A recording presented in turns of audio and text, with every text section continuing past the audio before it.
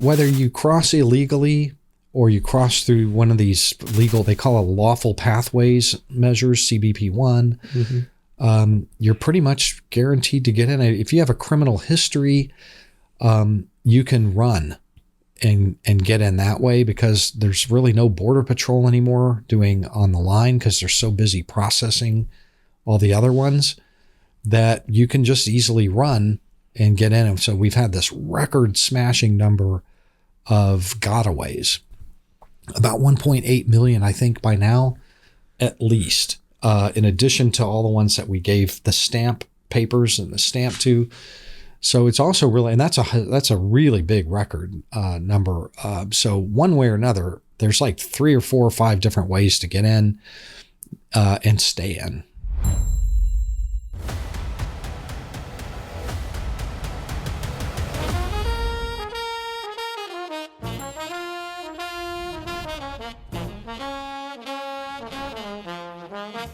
Howdy, everyone, and welcome back to Moment of Truth, the podcast of American Moment. My name is Saurabh Sharma. I'm the president of American Moment, and this week it's just me nerding out about one of my favorite topics, immigration.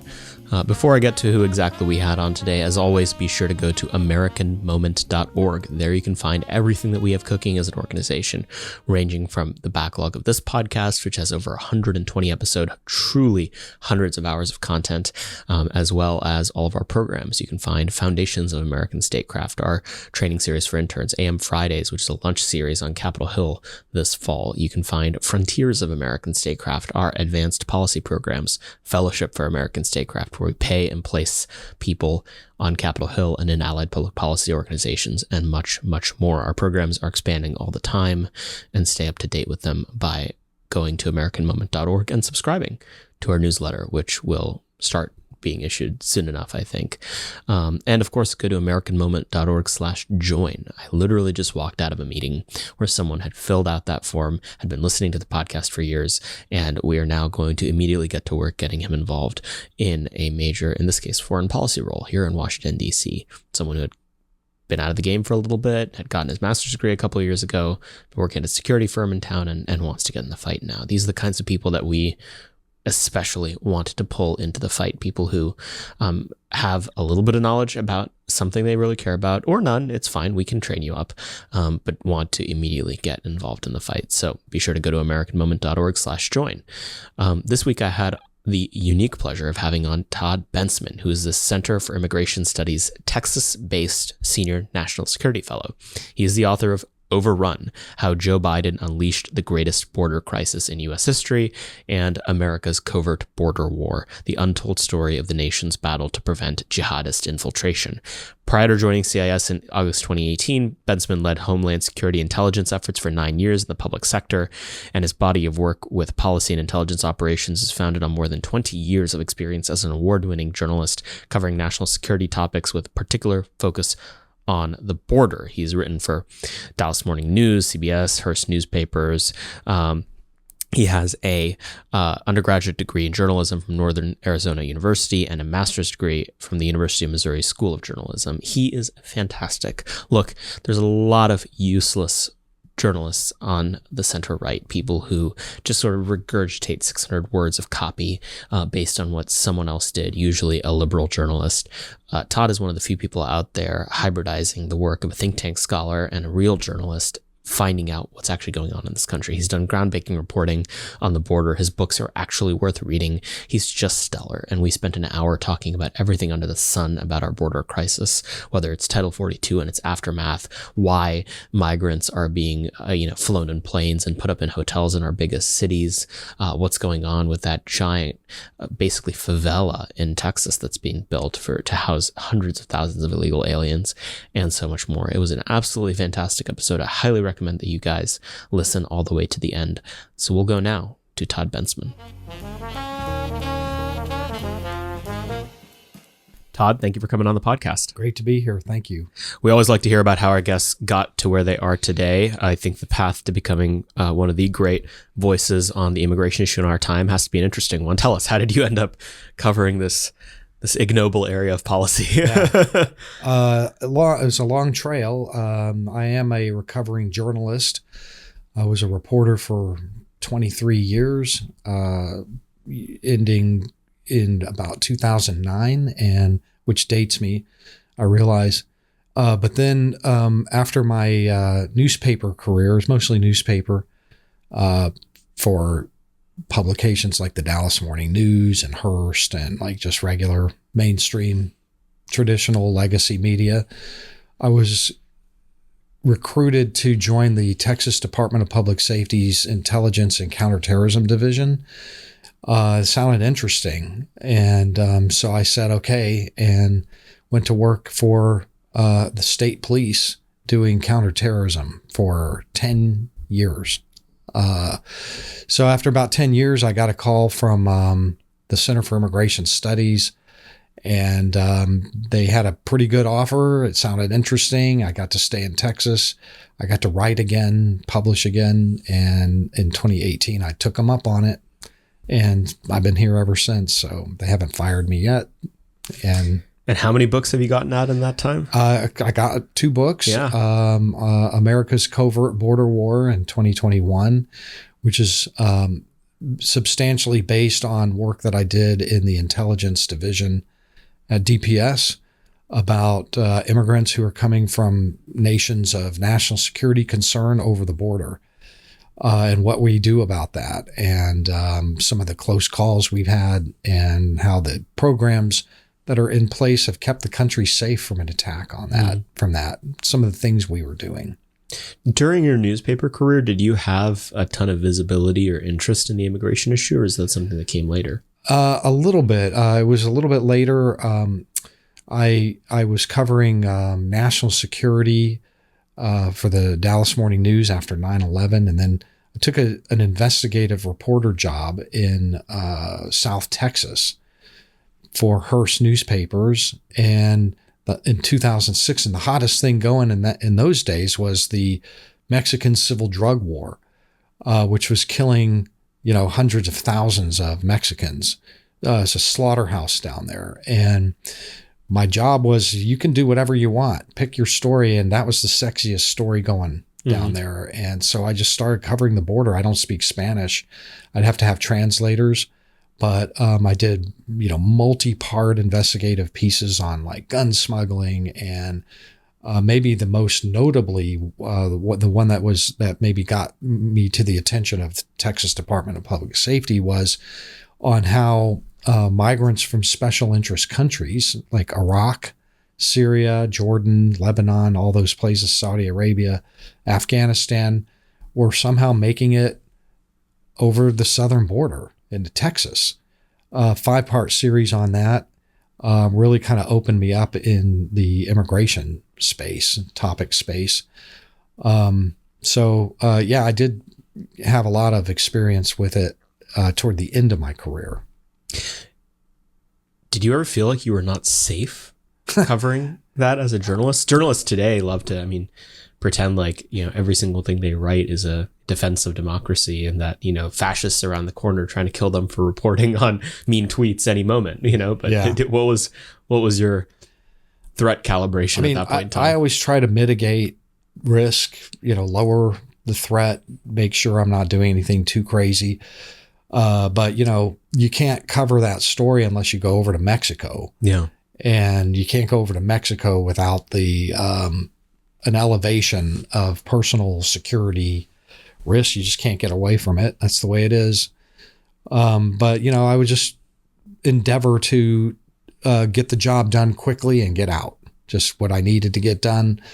There were times where I got nervous, but nothing bad happened back in those days. I have had more recently some things happen covering the border, but I try to, get in, get out, make sure that you're not doing anything completely stupid. I always figure if I get killed or kidnapped or something bad happens to me down there, that it would be by the most fluky luck thing on their, for them, that it would just be this nothing that I couldn't have done to avoid it, And so you started at CIS in 2019, you said? 2018. Yeah. So most of your public facing career in this era has been during the Biden administration, but you've got a tiny glimpse of what things might have been like before. Paint that picture for me. What was it like when you first started at CIS, the state of the situation at the American southern border, and how far have we fallen? Right. Well, obviously the Trump administration was working policy down there. In 2018, toward the end of 2018, there was a swell, what I would call a swell.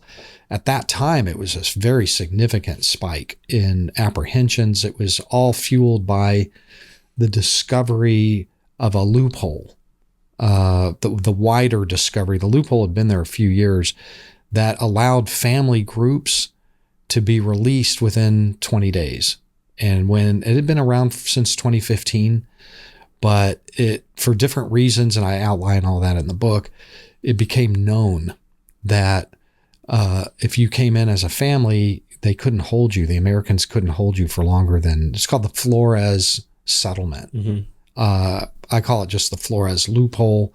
It's still there, that you could be released in short order. So why not? And so the Trump administration was bedeviled by that.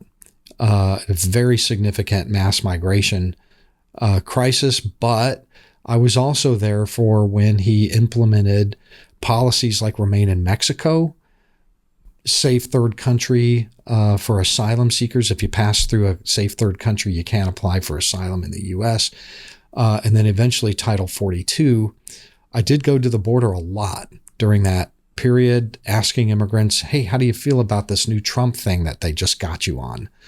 We're going home. We never should have come.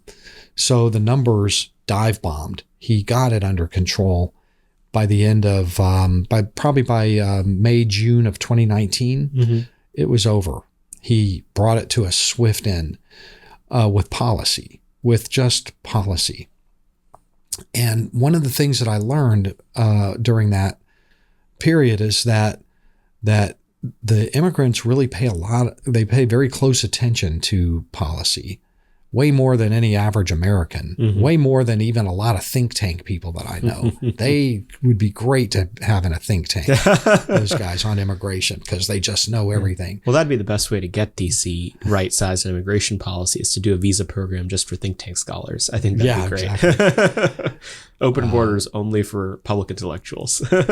By the time the Biden administration came in, Trump had bequeathed probably the safest, most secure border in the history of the country. I mean, it was down at 20,000, 30,000 apprehensions a month, which sounds like a lot, but the context of today is 200,000 up every month. So 20, 30,000 is like the good old days. So that's, Biden came in, he had really low apprehension numbers. He had Title 42 was in place too. But even before Title 42, Trump's policies had really wrestled that monster down to the ground and had it pinned up.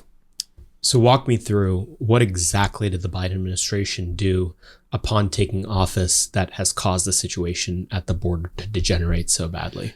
Yeah. So the first thing is, remember, Title 42 was in place. That's the pushback policy. So everybody that got caught was taken right to a port of entry and pushed back into Mexico. And Mexico had to take them. Mexico didn't want to take any of them because it costs them money and they're stuck in their country and they have to deal with it, and children and the whole thing. Nobody wanted that hot potato. But on the day of the inauguration, they put into place exemptions for family units again. Trump was pushing back, I think, about 90%, 87% of everybody they caught. The Biden administration opened up the exemption for family groups, and by inauguration day +1, it was on. Tens of thousands flooding through over the border. And then unaccompanied minors. Trump had been pushing back unaccompanied minors.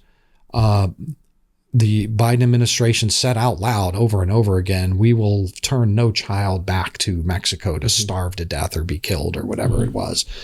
As though a modern oil state couldn't take care of kids somehow. They had been taking care of kids just fine.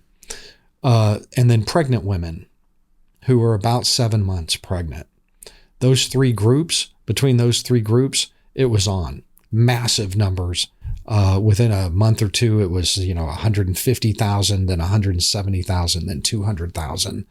And it just kept escalating from there. That's what happened. There was one other thing that happened that's a little bit more complicated, but the Mexican Congress, pushed by the Mexican president, his party, when they saw that the Americans had selected Joe Biden, or that Joe Biden was going to be seated as president, they, within 48 hours, passed a law that prevented Mexico from detaining families, migrant families, immigrant unaccompanied minors, pregnant women. Like, they no longer, and so they waited for after till they found out who was president and passed this law very quietly, stealthily. And that went into effect 60 days after the American election, so that the Trump administration had no time to stop it or do anything about it. The gates all opened in the Mexican detention centers. 58 of them emptied out, all to the border, and they were waiting there on Inauguration Day for the exemptions for families, pregnant women, unaccompanied minors. So between the Mexican Congress and whoever was orchestrating this on the Biden side, the policies perfectly matched, created these massive alleys, freeways, I guess, and they poured in on Inauguration Day, +1, +2, +3, and so forth. Walk me through what the Mexican incentives in the border crisis are. One of the most striking visual things that people bring up all the time is that Mexico and the U.S. share a pretty long border. The southern border of Mexico is very short. And Mexicans themselves don't migrate to the United States at the rate that they used to. And so if you combine these different logical elements together, one could assume, well, if you get the Mexican incentives right, there would be no border crisis. Why doesn't it work that way? What do the Mexicans want? The Mexicans want what every country wants, every rational country wants, which is to not have a massive number of foreign nationals on their soil that they have to take care of, or who are creating unrest and disturbances and are a political problem, domestic political problem in the cities and in the states and then the larger. That's what they want. They don't want, it's really not what they want, it's what they don't want. It's in their national interest to make sure that these people pass through, or maybe don't come at all, but at the very least, to just move on through and become the U.S. problem. That is the Mexican national interest in a nutshell. The Trump administration managed to give them a better national interest for us. The better national interest was we are going to inflict progressive trade tariffs on you and your economy up to 28% on every product that crosses into the U.S. if you don't take all these migrants back and block them at your border in the first place. Now, all of a sudden, the Mexicans had a real national interest, which is to survive, to have an economy that would just simply survive Donald Trump. And so they responded rationally. They put National Guard at their southern border with Guatemala. They started massive deportations of Central Americans. They were paying for it. They were busing them back. And so that's why the numbers at our border were so low by the time Biden got in, is because between the policies of pushbacks, Trump policies and pushbacks, and the Mexican policies of deportations, nobody wanted to come for the great Mexican dream. Nobody comes for that. So they stayed home. Yeah. That's why the numbers were so low. One of the inflection points that people talk about all the time, and I'm curious if you think it's perhaps overrated, was the expiration of Title 42 that happened a couple of months ago. Before and after, how does the border look different since that policy officially expired? So the administration's the Biden administration's primary objective, according to them, over and over repeatedly, is twofold. One, they don't want vast congregations of stuck migrants all along the border in fetid camps that have to be all taken care of for weeks and months at a time. They don't want that visual. It's a terrible political optic. That is like their number one driving factor. Remember the Del Rio migrant camp of the 15,000 Haitians a couple of years ago? They learned their lesson there. And after they managed to liquidate that camp, it was like never again. So the plan was to hand out entry permits to the migrants while they were still in Mexico and beyond, and bring them in over the ports of entry in an orderly, safe, humane way. I say safe, orderly, humane, lawful pathways is actually the name that they give to their strategy. Safe, orderly, humane, not stop, block, deter, go home, get out of here. But we will bring you all in eventually, just in a nice, orderly way so that there's no big Del Rio migrant camp. So they came up with this app, a cell phone app. You make a reservation while you're in Mexico, and then you wait your turn, and you'll be called. You can walk right across the port of entry to a U.S. Customs officer who will then stamp some papers and have you out into America to, report in for duty later to an ICE officer. So they figured, well, if we do it this way, it's legal. We've legalized all these people that would have crossed illegally. Nobody can see it. It's like invisible. And the numbers of people that are crossing illegally are going way down because by the same amount that they're bringing in through the ports, through the land ports. So it's like kind of this shifty kind of shell game thing, where, they've got a bean under 3 cups and they're like this, and they pull up 2 of the cups and go, look, it's all good. And then don't worry about this other cup with the bean under it. Yeah. So that's kind of what they did. And to incentivize migrants to do that, they came up with a plan that they said was going to be really Trumpian harsh, really mean, sticks, baseball bats, kind of mean Trump policies. We're going to do expedited removal if we catch you crossing illegally. You have to go back and go through this CBP-1 app. We will maybe prosecute you.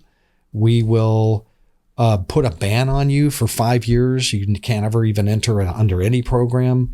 We're going to turn you down for asylum automatically and deport you if you don't do it this way. And so that was kind of why the numbers seemed to fall off a cliff right after the end of Title 42. They were bragging. They were taking victory laps, spiking the football all along the victory lap and saying, look how the numbers are way down. It's really working. But turns out that it was just, again, the bean game that you're talking about. I'm curious, just for some table stakes math on this, how long is the typical migrant having to wait in Mexico before the app lets them in? And then after they've been admitted to the U.S., how far in the future is the time at which they're supposed to come report to an ICE officer or for a hearing? Right. So the length of time in line has been an expanding number because this thing is so popular. They're letting everybody in. If you just do this thing, we get in. You don't even have to pay a smuggler or a fee to the cartel to cross. This is fantastic. So the entire world is coming for it. The problem with that is because it's so popular, it's smothering on its own popularity. The length of time is, could be weeks. It could be a couple of months. It could be a few months. And then, you're just sort of, if you don't have much money, you're kind of like in for a tough time because you didn't budget for 3 months. You budgeted for 2 weeks initially, but the line got really long. And so, of course, the whole scheme has started to collapse. And that's what we're seeing now. The scheme, as of today, as this podcast, the scheme is in full-blown collapse because the bats and sticks and terrible Trumpian things that they were promising to do to keep people in the line, they just reneged on. They're not doing any of it.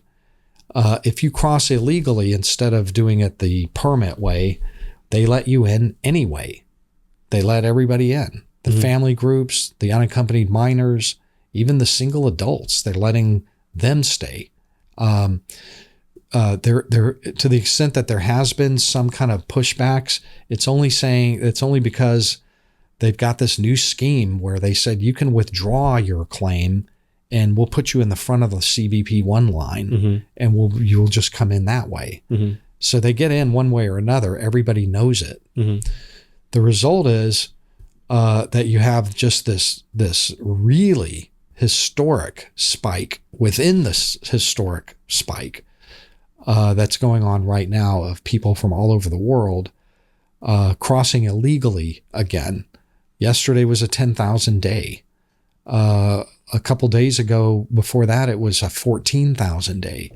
These are numbers that we, I think, are in the very, very upper end of the spectrum of daily mass migration. And the vast majority of these people are taking advantage of our extraordinarily, some would say generous, I would say outdated asylum laws, correct? Well, they're not even, most of them are not even being asked to apply for asylum. Really? At all. They're just being like before. It's just like pre-Title 42. I haven't met one yet who said, oh yeah, I was interviewed for asylum.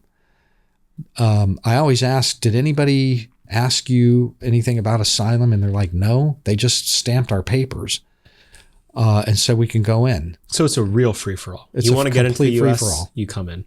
Everybody gets in. People are still waiting in line for the CBP-1 application because to finish the answer to your earlier question, one of the great benefits of it is that if you do, you'll get authorized for a work permit right away. That'll go for 2 years, renewable every 2 years. So you come in through CBP-1, you report into an ICE office in the city of your choice, and then they will grant you the work authorization papers, and then you can get a work permit and you can work legally. They'll give you all the papers you need. Then what happens to them after that? There's been very little reporting. This has been going on because a lot of them just got 1 year work permits. Some of them got 1 year. So I don't really know yet whether the 1 year permits got renewed, or if it's like this indefinite, every year they have to be renewed in perpetuity, or else we might have to deport you or you can't work. So that's kind of this is still so new. We don't know whether the administration is actually doing renewals. If you apply for asylum in that 2 year period, that does then put you in another queue, 4 years on average to have your case heard. And people that get in that queue also get work authorization. And so I'm guessing that they're moving from the CBP-1 temporary one to the longer term asylum one, and everybody stays forever. Like you're not getting, they start to build equity for 4 or 5 years. They've got kids that are American children. Yeah, they're all just here. Probably about 5 million so far. And those work permits make it so that, suppose we implemented national mandatory E-Verify tomorrow. They're not going to get tripped up by the E-Verify system because they have a work permit. That's right. Now, there probably are a lot that never applied for asylum or won't apply for asylum. They just go into the illegal black market, labor market, and are just kind of working, mowing lawns, cleaning houses, maybe using fake IDs, fake, papers to trick employers into hiring them. E-Verify is not enforced really just a couple of states. Florida, I think, just recently did it. Texas doesn't even do E-Verify. Yeah. So we functionally just have a totally open border. It's not Republican advertisement hyperbole to say, I mean, we don't have an operative immigration policy at this point in time. It's show up and get a fancy piece of paper and goodbye, see you in a few years, maybe. Yeah, I mean, whether you cross illegally or you cross through one of these legal, they call it lawful pathways measures, CBP1, you're pretty much guaranteed to get in. If you have a criminal history, you can run and get in that way, because there's really no border patrol anymore doing on the line, because they're so busy processing all the other ones that you can just easily run and get in. And so we've had this record smashing number of gotaways, about 1.8 million, I think, by now, at least, in addition to all the ones that we gave the stamp papers and the stamp to. So it's also really, and that's a really big record number. So one way or another, there's like 3 or 4 or 5 different ways to get in and stay in. That's functionally an open border, in my opinion. Some of your cutting edge reporting is that one of the other ways that the Biden administration is letting people in is by flying them in. What's going on with that? What have you discovered? Right. Well, it's part of the legal pathways strategy to reduce the numbers crossing illegally at the border. Was one that they call different kinds of family reunification programs that allow. They just want to keep people off the border, keep them away even from Mexico. And so they announced a series of policies for certain nationalities that were high volume at the border. The highest volumes, like Cubans, Haitians, Nicaraguans, that were all showing up at the border. That the way to thin them out is to just say, stay home, apply for one of our CBP1, like our parole permits. And then if we approve you, you can buy an airline ticket on a commercial airline and just fly into the airport of your choice. They announced these things and then never said another word about them. And so we saw that. I saw that at the center and wanted to know, well, how many are they flying directly into the U.S.? That's a fair question. So I put in a FOIA request and they ignored it. And then we had to sue them. So we're in litigation right now over this FOIA request of mine for those numbers. We did get some of them for 4 nationalities: the Cubans, the Haitians, the Venezuelans, and the Nicaraguans. And the numbers were stunning, at least to us. Just for those 4, 221,000 came in from October to mid-November, flew into 43 different airports in the United States. Now, none of those ever get counted in the monthly tallies. We're about to have one in August come out, like the monthly tallies for August of illegal entrances. But this is like another 30,000 a month or so. These are just 4 nationalities. They also did made that available to Ukrainians and to Colombians, to Hondurans, Salvadorans, and Guatemalans. So there are like 9 different nationalities. The 221,000 that I'm reporting today is just for 4 of them. So if we're at 221,000, you can imagine, I mean, there's probably another 100,000 or more. We don't really know. They will not also let us know which airports. So they're sandbagging on like which airports, and you can imagine why they would want to. So you're seeing New York, stagger under the weight of immigrants that they think are being bussed in, and a lot of them are bussing in. But I strongly suspect, and have been told privately, I don't have it confirmed, but that a great many of these are flying into JFK. They're not coming in by bus. They're flying to JFK, probably LaGuardia too, and maybe Newark. but they won't tell us.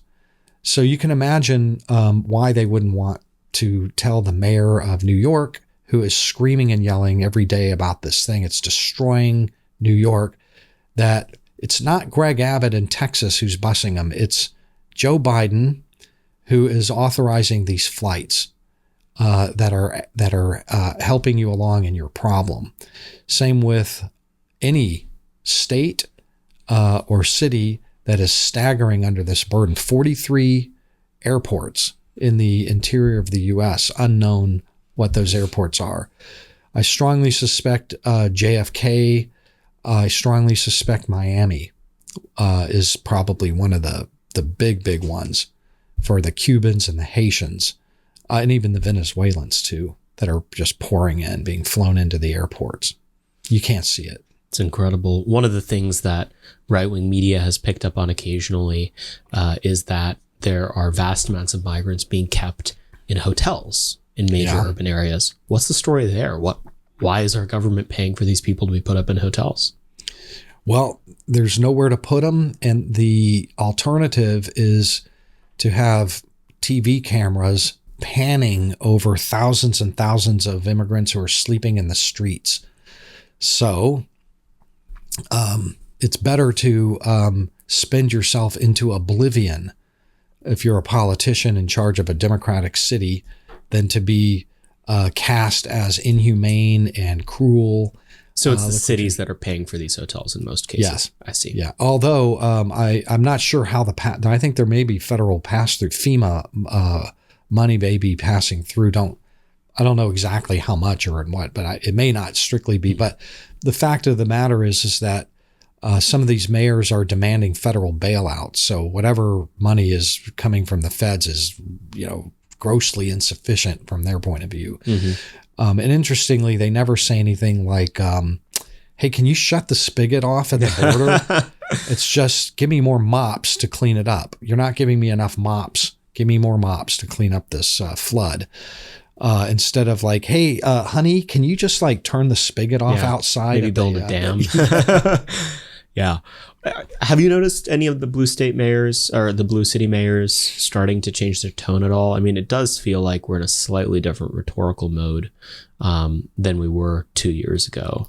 They at least can't ignore the problem the way they used to. Are you seeing any change in behavior or tone? I think, yes, from the noisiest of the squeaky wheels, like the mayor of New York, you're starting to see them say, like, I actually heard him say, get the border under control. At one point he said that, and then that was like the only time. The black helicopter started circling. Right. It was one time he said that. Yeah. But I strongly suspect that there are, 100 more mayors that are suffering in silence. They will not smack the Democratic Party in the face publicly. But this is not just happening in New York and Boston and Washington and Chicago and Denver. This is happening all over America. Akron, Ohio, Nebraska, the Dakotas, the West Coast, the East Coast, everywhere in between. You got to put 5 million people somewhere. You can't they're not all going to 4 cities. And there's just nobody's saying anything. I think that there's a lot of this going on. One story that you've reported on, and that's getting a ton of attention these last few weeks, is that occasionally vast numbers of these illegal migrants are just kept in one place. There's a big sort of what looks like an open air community in Texas that you've reported on, and others have as well. What is that? What did you find? How'd you find it? And what's going on? So that's Liberty County, Texas. You're talking about Colonia Ridge, or if you say it in Spanish, Colonia Ridge, because it's kind of fashioned after the old style colonias, these kind of like bare knuckles, settlements that crop up on unincorporated territory along the border within 100 miles of the border. But this is 300 miles from the border in the interior of a Republican, like a very blood red state, Texas. This started about maybe 10 years ago.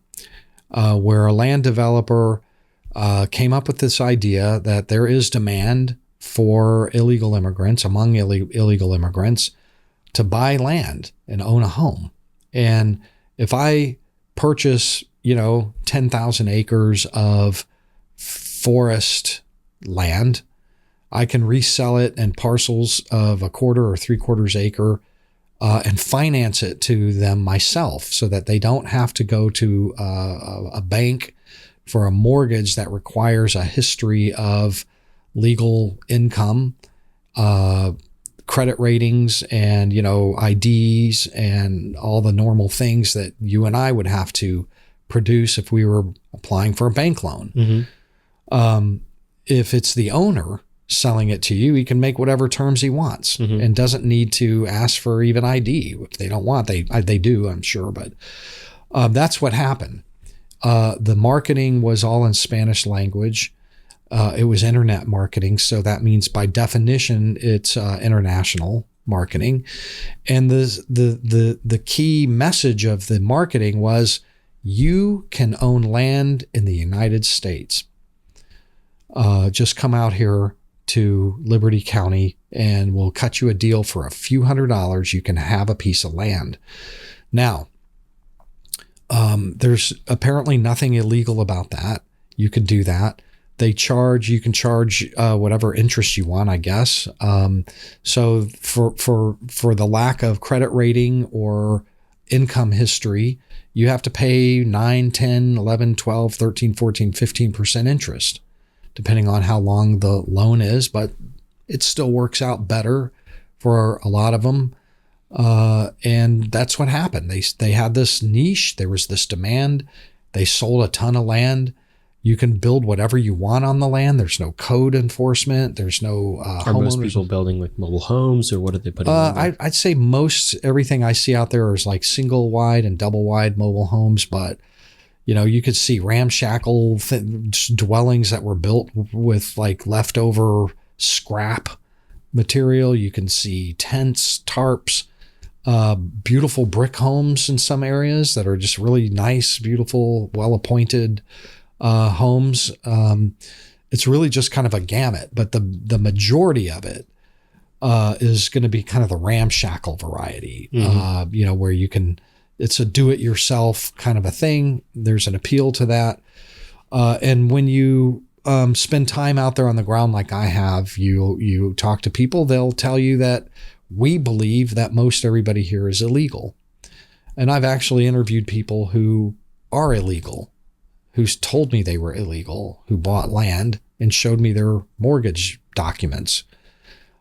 So, it's an unusual place. I don't know if this has been replicated in a lot of other places, but like I said, if you have 5 million illegal immigrants who just crossed the border, or people that were briefly legalized but will at some point soon will become illegal and aren't going to leave, you have this option. If you're working and you don't want to lose your investment, you just keep paying on it and you've got a place. Mm-hmm. The other sort of appeal of the community, according to the immigrants, is that ICE won't go anywhere near there. Why? I don't know. Even under Trump, nobody would go in there. We feel safe here. Everybody knows that they're not going to come deport you here. And this is an unincorporated county, so they don't have police or fire. There's a county sheriff, and Colonia Ridge has paid for a number of bilingual officers to patrol, but it's still pretty thin. And ICE won't go in there, and it's I regard it as a no-go zone, as a safe zone, as like the ultimate sanctuary city. Because for years and years, it's a foreign settlement. It's kind of a foreign settlement where the people feel like, we don't have to worry. They're not going to come get us. They're not going to find my fake driver's license and my fake registration for the car. and like turn me into ICE or even do anything about it. They're just like, yeah, we know everybody's like that. Everybody's like that. How does the economics of this work? Do they work in neighboring farms or do they drive into the city? So this community is about 40 miles northeast of Houston. I see. Which is a megalopolis with a lot of construction work. And a few years ago, there was a Hurricane Ike or Harvey came through and devastated the city. And there was a lot of work to rebuild it. And there's plenty of work in Texas near Houston. Mm-hmm. So I think that's how most of them subsist. Interesting. Tell me about the gentleman who runs this tenement camp. He's a big Republican donor, right? Very politically connected. Yeah, that's the Harris family, Trey Harris, John Harris. They're from a pretty storied family, as far as I can tell. They're a family of boxers, of professional boxers, who have been like, I think one of them fought, I don't want to say which one, but like some famous boxers of the 60s, 50s and 60s. And, they're from a town called Cut and Shoot, one of my favorite names for a Texas town. They're businessmen. They came up with this idea that appears to be legal. They donate to Republican candidates. They seem to be Republicans, but of a certain kind of Republican that maybe doesn't mind having a big cheap labor force. There is a strand of Republican of the party under the umbrella that really kind of likes having a lot of cheap labor, and they own ranches and farms and furniture stores that can sell stuff to people that are putting little homes together out there, and it's an economic juggernaut. So, I mean, I've been asked if like maybe there's something ideological about the family or something like that, but I mean, I think they're just business people making a profit. Are they double dipping? Do they have businesses where they take advantage of this labor pool that they're helping create and concentrate? I don't know. Yeah, I don't know. Yeah, I mean, my main focus was less the family and their motivations than the outcome, which is that law enforcement tells me that because there is such thin federal presence there, and because and state presence, and because there's not a ton of law enforcement around there, that the Mexican cartels have moved in there. They feel free to operate. I assume there's a ton of drug production going on in there. Yeah, there's drugs that get caught. I mean, just a couple weeks ago, they pulled a truck over that had 26 kilos of cocaine in it. I mean, it's like out in the middle of nowhere near this community. We don't know where it came from, but there's like, murders and, gun battles, and, there are giant marijuana grows and gambling operations and prostitution rings, according to local law enforcement. To me, that's a national security problem, regardless of how the business model developed and got them all there and continues to get them all there. It needs to be policed. Yeah. You can't just ignore what's going on right in front of you like they have for so long. And I would imagine that even the developer would fully agree with me. Who wouldn't? Who wouldn't agree with that? But I have reached out to them, and they don't want to talk to me, but they have talked, and they take great issue with the way their community's being characterized as a colonia. It's like the biggest illegal immigrant settlement in America, et cetera. They disagree with all importing the Brazilian favela model, basically. Yeah. So, it seems like this is an invasion. Do you characterize it as such? Do you think that it's useful for us to use that terminology to describe what's happening at the border? I think that the term invasion is very specific to the policy dispute over whether Greg Abbott should have, or Kerry Lake should have declared a Title X invasion, so that then it would entitle the states to round up immigrants and deport them. Those guys were trying to say, it's an invasion, declare it. Declare it. So, unless I'm talking about that, I don't tend to use it, because to me, it's only useful in that context, right? The Title X debate, which is over.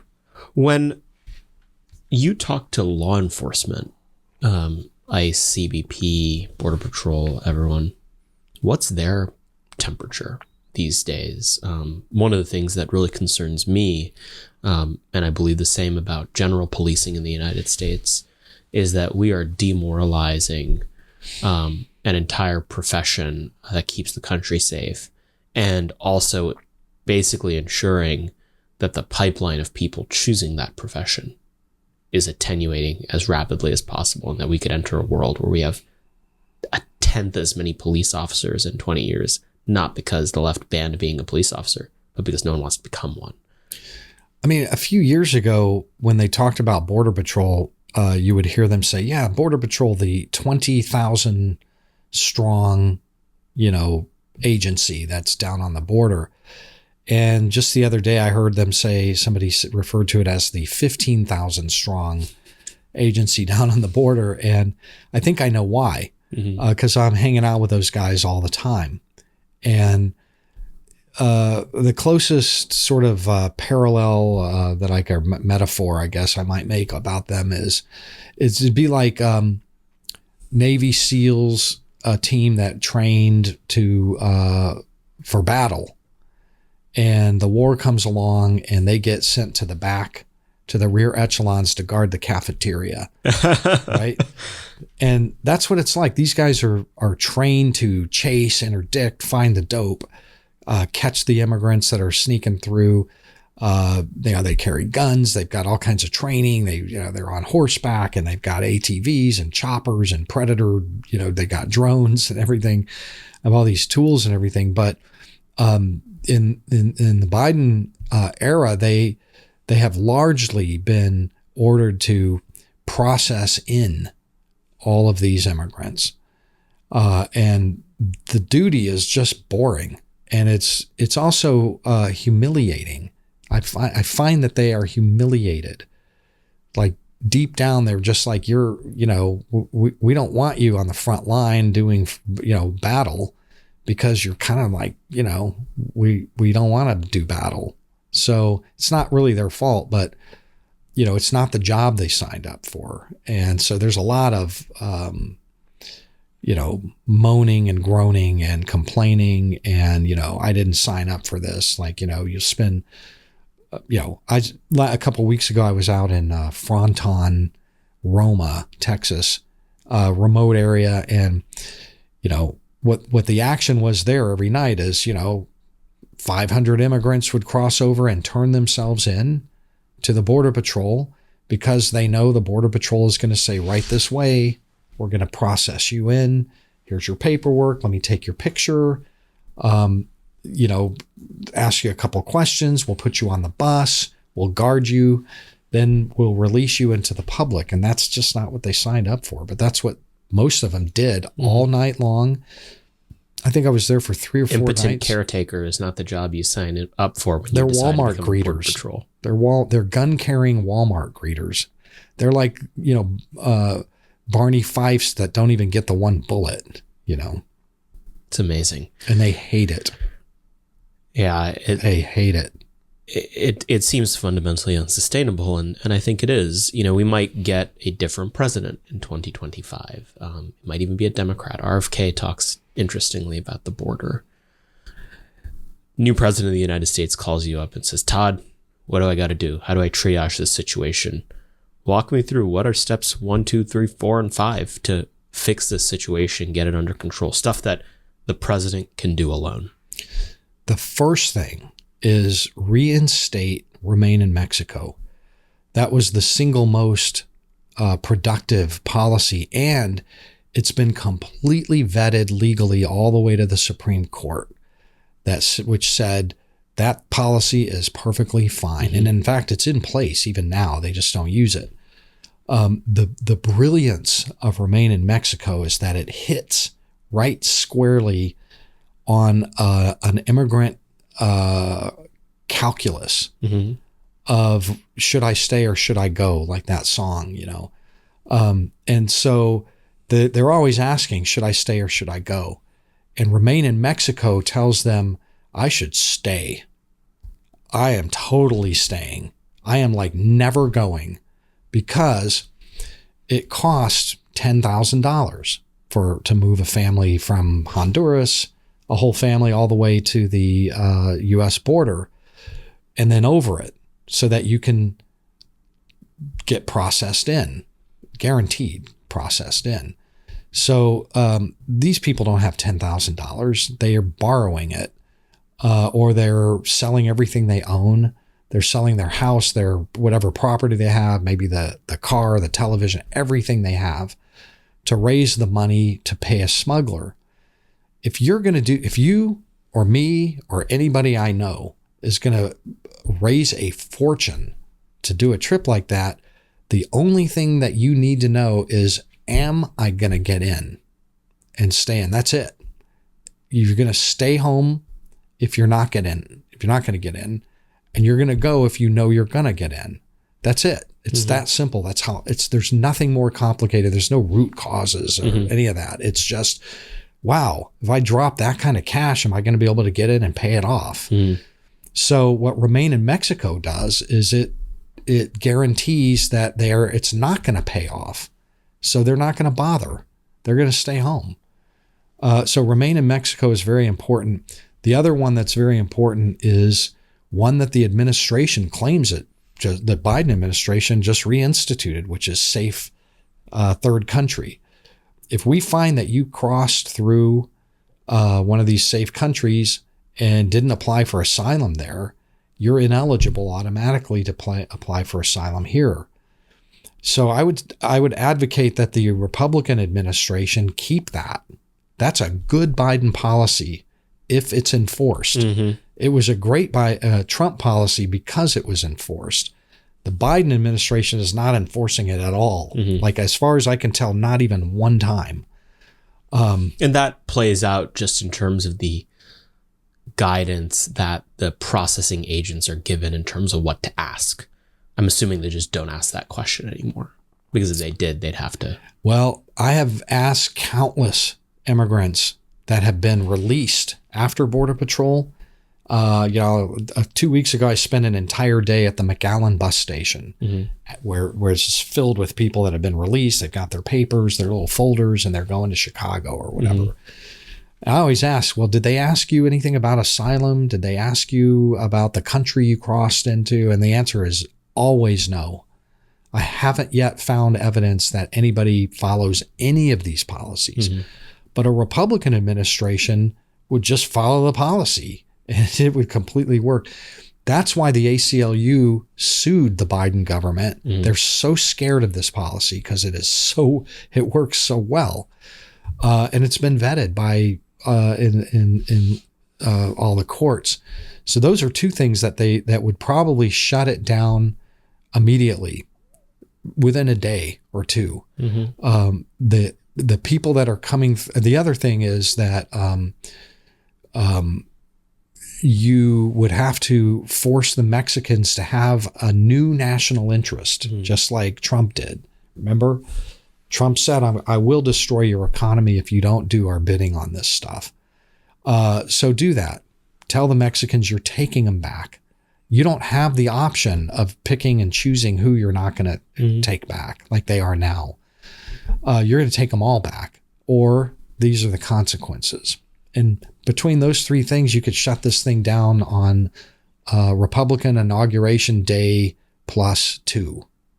Wow. I think it would be over. And then when it comes time to do more permanent legislative fixes, what's your guidance to Congress? Permanent fixes is that the asylum law has to be tweaked. It doesn't even need to be tweaked that much. There's a couple of little things. The first one is that if you cross, this would be in Boston, the law. If you cross a safe other country and don't apply for asylum there, you are ineligible automatically. You cannot even claim it. Or if you already have asylum in a third country, because like huge numbers of those who claim asylum now already have it in 2 or 3 other countries. Some of them have residency for 8 years in safe other countries. You're ineligible to even apply. You just can't even apply. And that's important because the act of claiming asylum and applying for it gets them, it's a work around the law, which is that you will be detained and deported unless you've applied for asylum. So if you can't apply for asylum, that escape hatch is over. Yeah.